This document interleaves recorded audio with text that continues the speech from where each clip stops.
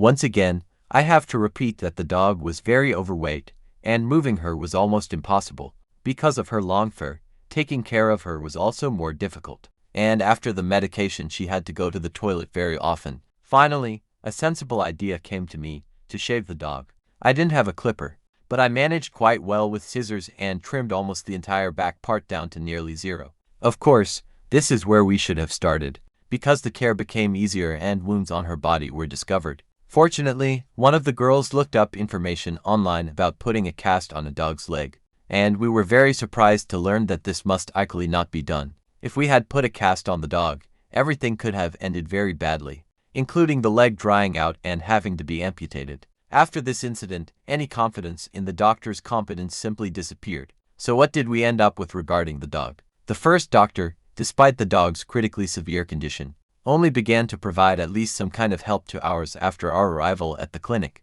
doing so with a displeased expression. We never received any clear or adequate treatment from him.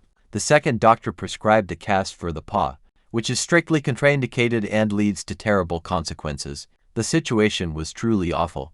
A dog that couldn't move, a swollen paw that was completely non-functional, no treatment, and a total lack of understanding of what to do next. The next step was to look for another doctor to somehow resolve the issue with the paw, and this task turned out to be one of the most difficult in our situation. There is a clinic near us, and since I have 4 dogs of my own, of course I had been there before.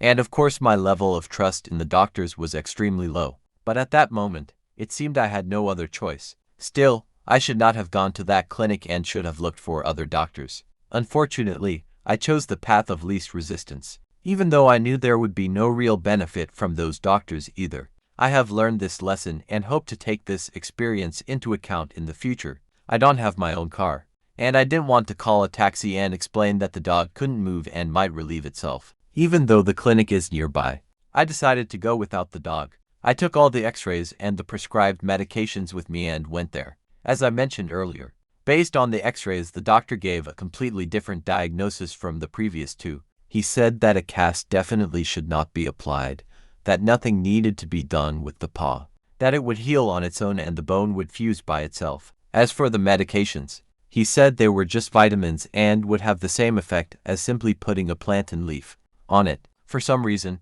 it never occurred to me earlier to look up the functions of these medications on the internet.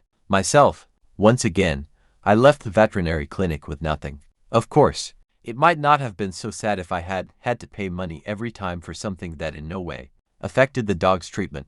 At some point, my hands simply dropped and the situation seemed unsolvable. Even though the issue was just a broken paw, I resigned myself to the idea that the paw would heal on its own, and that there was nothing special to be done.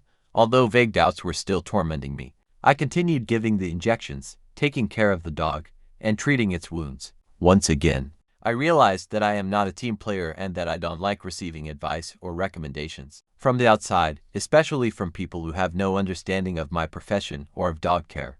It irritated me, but I tried not to pay attention to it. Even though the other people involved in rescuing the dog often argued and had discussions among themselves, while the dog's condition didn't improve because of it. There were 4 of us, me, a neighbor, and 2 women.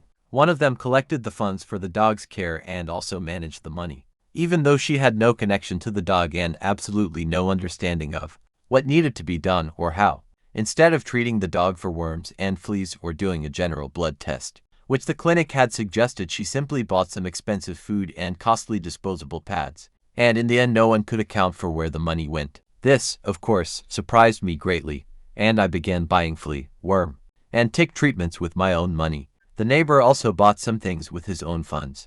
As for the 2 women, I once heard them say that they would never spend a single cent of their own money on the dog. From our conversations over time, I began to understand that rescuing the dog was far from their top priority. Time passed, the dog did not move, her paw was swollen and completely non-functional. The dog received the maximum possible care. I massaged her hind legs. At that time I still thought she would be able to walk on her own. I tried to turn her over frequently to prevent bed sores and to at least move her a little. I fed her twice a day, gave injections, helped her with toileting, and treated her wounds. All these events took place in the summer. The dog was kept outdoors, and no matter how hard I tried to care for her, flies appeared. We fought them as best we could.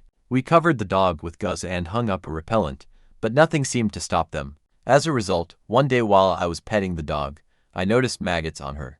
To put it mildly, I was shocked. Of course, I immediately washed the dog, removed all the maggots, treated her with medication, and, as it seemed to me, got rid of the parasites. Your help is very important to us, as the treatment is quite expensive. The video includes the payment details so that you can support us. Huge thanks to everyone who decides to help.